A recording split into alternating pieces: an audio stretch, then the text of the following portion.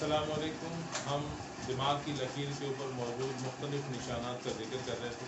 آخری علامت جو ہم ذکر کر رہے ہیں کہ لکیر دماغ کی لکیر کے اختتام پہ ترشول نما نشان، یعنی ترشول نما نشان یہ انتہائی ریئر علامت ہے، بہت کم دیکھنے میں آتی ہے، اور جن لوگوں کے ہاتھ پر ہوتی ہے یہ عموماً 3 قسم کے سیاروں کے زیر اثر ہوتے ہیں. اس طرح کے لوگ 3 قسم کے سیاروں کے زیر اثر ہوتے ہیں اور 3 قسم کی خوبیاں ان میں پائی جاتی ہیں. سب سے پہلی کوئی جو لکیر ہے اس میں سے وہ ایک غبار کی طرف اپنا رخ کرتی ہے، تو اس غبار کی خصوصیات اس میں موجود ہوتی ہیں.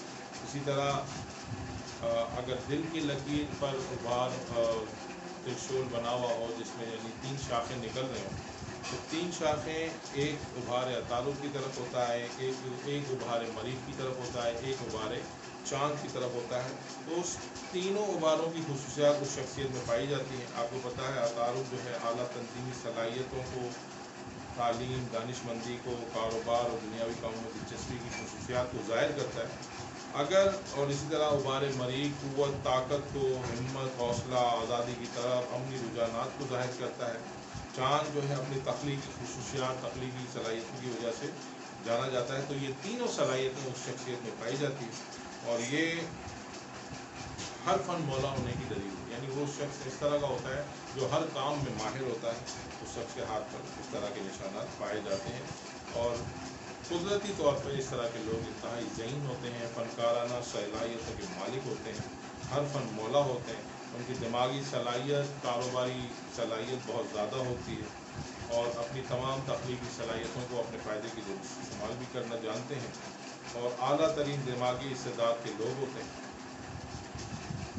اور ایک بہت بڑے استاد ہیں دست شناسی کے، ہمیں ملک صاحب، انہوں نے اپنی کتاب ہاتھ کی زبان میں یہ بتایا ہے کہ مولانا مودودی کے ہاتھ پر یہ نشان موجود ہے.